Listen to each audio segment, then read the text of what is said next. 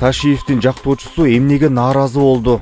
Камчыбек Ташиевдин адвокаты Икрамидин Айткулов сот биринчи инстанцияда да, экинчисинде да мыйзам бузуп жатканын билдирди. Ал тергөөдөгү кемчиликтерди кайра кароону талап кылууда. Айткулов Бишкек шаардык сотуда ишти мыйзам бузуулар менен баштаганын кошумчалаган. Эске салсак, 1-май райондук соту Ташиев, Зулушев жана Тургунбек уулун бийликти күч менен басып алуу беренеси менен күнөөлүү деп тапкан. Биринчи инстанциянын өкүмүнө ылайык алардын мүлкү конфискацияланып 4 жылга кесилишкен. Бирок сот баарына 3 жылдан пробация берген.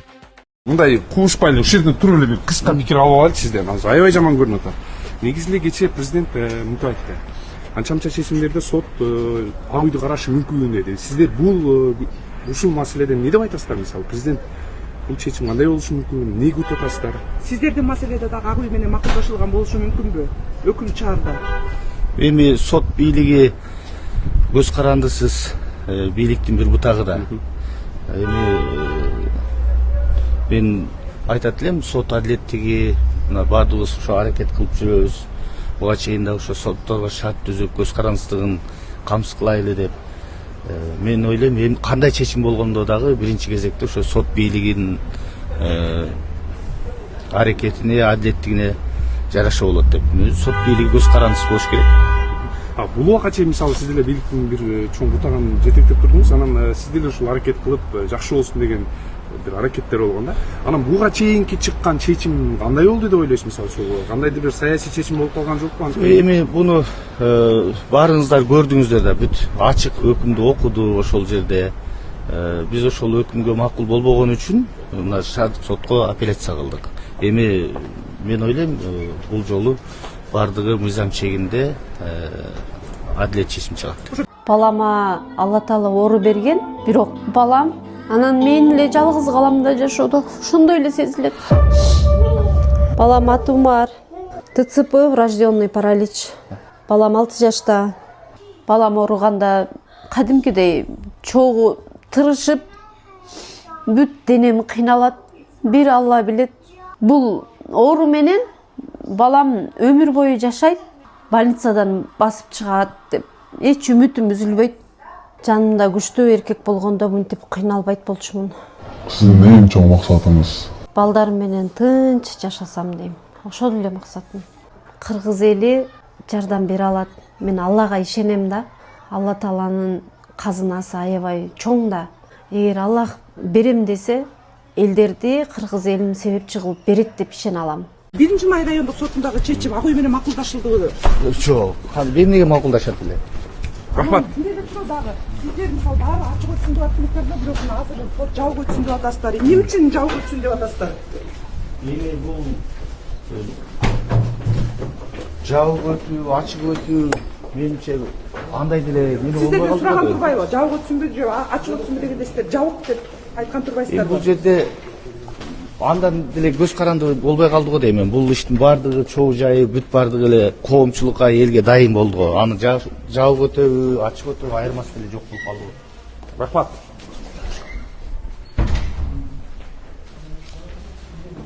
Урматтуу сот процесси катышуучулары, мен бүгүн акыркы сөзүмдү атайы кагазга жазып алып келдим.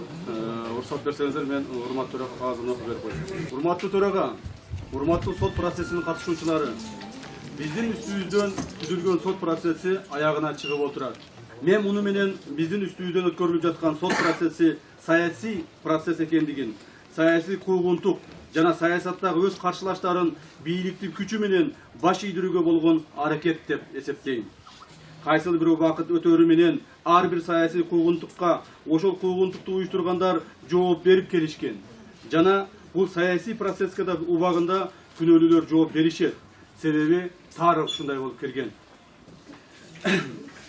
Эгерде менин убактым жетпей калса, анда менин жактоочуларымдын алдында, эл деп күйгөн инсандар алдында, же менин урпактарымдын алдында акыры бир күн сөзсүз жооп бересиңер.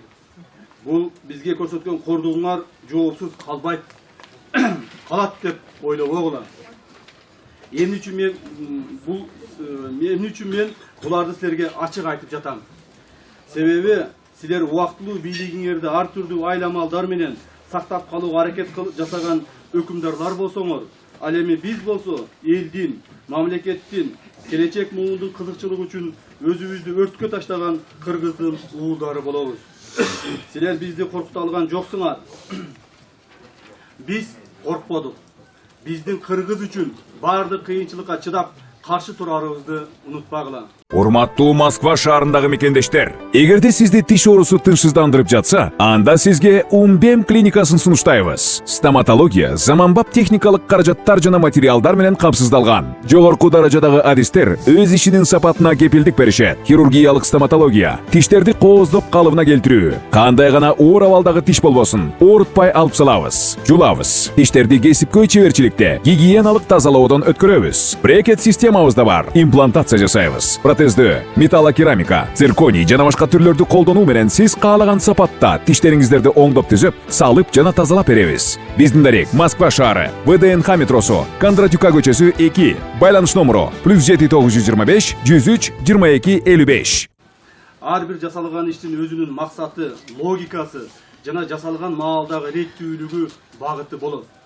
Мына бизди мамлекеттик күч колдонуп басып алууга аракет кылган деп Кылмыш жаза кодексинин 295-беренеси менен айыптап жатат.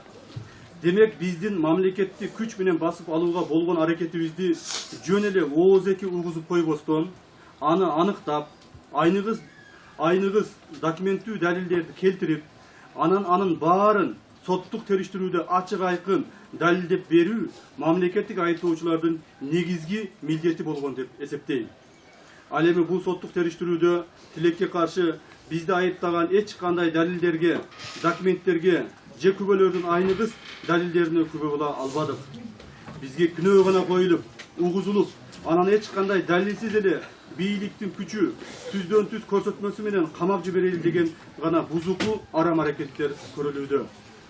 3 ay törgөө bolup, men болгону bir gana jolu birinci bargan günü 15 minuta surak bergem. 3 aydan beri başka tergөө amaldары жүргүзүлгөн жок. Бул мына сот процессинде турат. Урматтуу судья өзүңүз күбө болдуңуз. Мен ушул 3 ай тергөө жүргүзүлсө, bir гана жолу 15 минут суралдым. Башка күнү суралган жокмун. Тек гана түрмөдө кармашты. Ден соолукка зыян келтиришти. Менин жалынып, жалбарып, кечирим сурашымды күтүп жатышты. Бирок андай болбойт. Мен ушу башында айтып кеттим эле. Meni менен содалаш үчүн мамлекеттин башчысынан, президент Атамбаевден башка бардыгы келди деп. Мына мен азыр айтып кетейин. Ошондо содалашып, менин кечирим сурашымды, мен ушу мамлекет башчысынан кечирим сурашымды, мен ушу кечирим сурап, мен күнөөлүүмүн, кечирип койгула, десеңер эле азыр чыгарабыз деп айткан күндөрү, мына азыр бүгүн 5 мүнөттөн кийин чыгарабыз деген айткан күндөрү болду. Маган президенттин аппарат жетекчиси 8 жолу geldi. Hükümet başçısı geldi. Spiker 4 жолу geldi. Ömürbek Tekebayev 4 жолу geldi.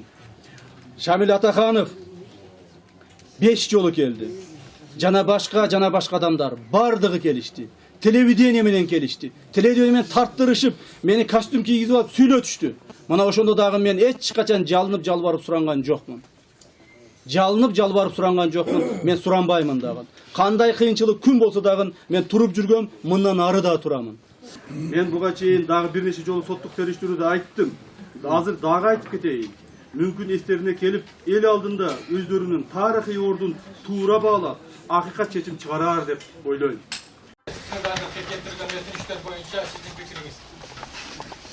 Урматтуу судья, урматтуу бул бүгүнкү сот процессине катышуучулары, бүгүн биринчи жолу акыркы 4 айда мага мүмкүнчүлүк берилип отурат айтканга, сүйлөгөнгө.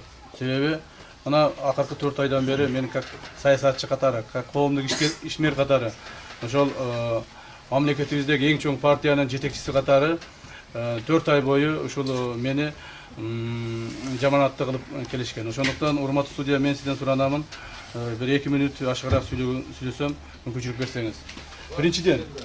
Birinciden urmattуу maalumat каражаттардын өкүлдөрү, мен сиздерге кайрылып айтып кетерилем. Бардык ушул жерде сотто болуп аткан нерселерди объективдүү чагылдырсаңыздар. Бир маселе боюнча айтып кетейин. Мисал, өткөндө 14 декабрь дело номерине чыккан кезитте Исай Бекзатты бул мурда соттолгон, бир нече жолу соттолгон. Жана бир нече жолу ушуна кылмыш жолуна тартылган адам катары көрсөтүп жазышкан. Бул деген таптакыр дал келбей туура эмес. Себеби Исай Бекзат бул 2 жолу мамлекетибиздин туусун көтөрүп чемпионат мирага барып мамлекеттин туусун жактап келген жигит. Биринчи жолу азиялык чемпионаттарга барып келген жигит. Мамлекетибиздеги биринчи жолу чемпион болгон жигит. Бул мамлекетибизде бүгүнкү күндө 7-8 жылдан бери мамлекеттин курама командасынын ичиндеги жүргөн биздин жакшы жигиттерибиздин бири. А бул жигитти болсо биздин журналисттерибиз соттолгон, биринчи жолу соттолгон деген темалар менен жазып чыгышты. Мен ойлойм, ушундай нерселерди апска этпесеңиздер жакшы болот эле. Мен сиздерден өтө чоң ушул нерсени суранам. Себеби бул камакта отурган адамга өтө чоң зыяны тиет, моралдык жагынан да чоң зыяны тиет. Себеби муну мен өзүм дагы өзүмө сезип атам. Андан сырткары мен мына 4 айдан бери мамлекеттик күч менен басып алуу жана мамлекеттик күч менен мамлекеттик конституциялык түзүлүштү күч менен оодарууга аракет жасады деп мени камакта кармап отурушат. Мен айтып коер элем, эч кандай андай нерсе болгон эмес, андай болушу мүмкүн дагы эмес болчу. Себеби дегенде өзүңүз билесиз, урматтуу судья, урматтуу прокурорлор, ошол 295 статьяны аткаруунун признаки преступления бар. Бир дагы признак преступления ал жерде болгон эмес. Бир дагы биз куралыбыз болгон эмес. Колубузда бир дагы ташыбыз болгон эмес. Бир адамдын бетине чыйган да жокпуз, бир адамга жаман сөз айткан жокпуз.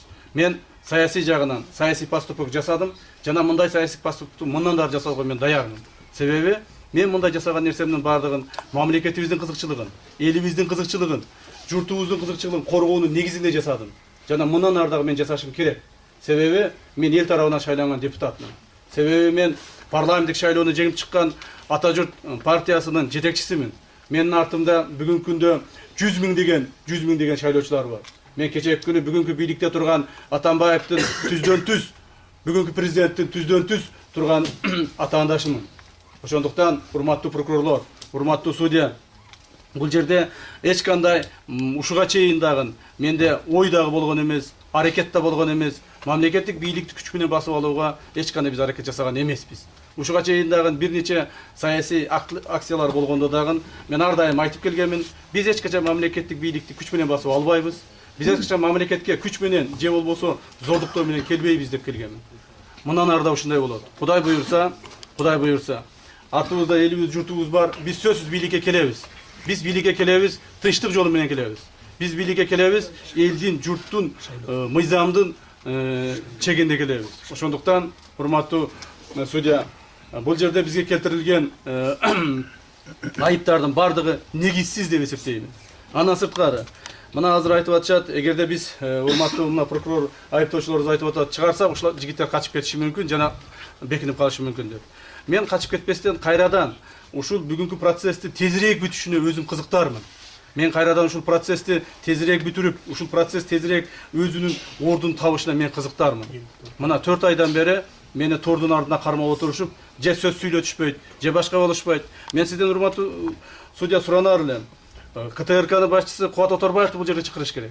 Себеби бир маселе боюнча. Себеби ал ошол КТРКнын Ала тоо программасынан мени телефонумду жазып көрсөтүп, схемаларды чыгып, бул Лондон менен сүйлөштү, Максим Бакиев менен. Бул Курманбек Бакиев менен Минск менен сүйлөштү. Мына ошон үчүн бул төңкүрүш жасайм деди деп мен тордун артында отурганда мени жаманатты кылды.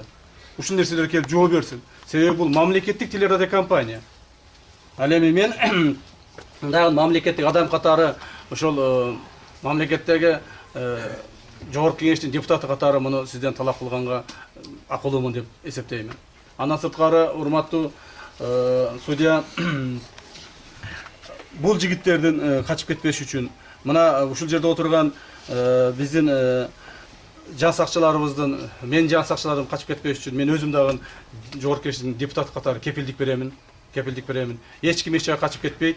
Биз ушул ишти тезирээк бүтүрүп, ушул мамлекетибиздеги бүгүнкү күндөгү болуп жаткан ар түрдүү саясий кырдаалдарды мына Акмат Келдибекович эң туура айтып кетти. Саясий кырдаалдарды жөнгө салууга чоң өбөлгөсү түзөт эле деймин. Андан сырткары, урматтуу судья, прокурорлордун, урматтуу биздин айыптоочулардын айтып аткандай, бул мыйзам, то есть бул кылмыш иши мыйзамдуу козголду деген. Бул иштин мыйзамдуу козголгондугун тарых баа берет. Ал аныктай. Бул бүгүнкү күн менен чечилбейт. Бүгүнкү күндөгү бийликти эзип турган адамдар мен чечилбейт. Себеби мен дагы бир жолу баса белгилеп айтып кетейин. Бүгүнкү бийликке мен оппонентмин. Бүгүнкү бийликтин мен каршылаштарымын. Алар кандай болсо дагы мени тебелеп тепсеп, аброюмду түшүрүп, саясий жагын аброюмду түшүрүүгө аракет кылышат. Колдорундагы күчү менен, колдорундагы прокурорлору менен, колдорундагы түрмөлөрү менен, колдорундагы мына решеткалары менен ушу мени сындыргысы келишет. Бирок мен бул решеткаларды мен сынбайм. Бул решеткаларга өздөрүнүн отуруп калышын эстен чыгарышпасын. Рахмат, кечиресиздер.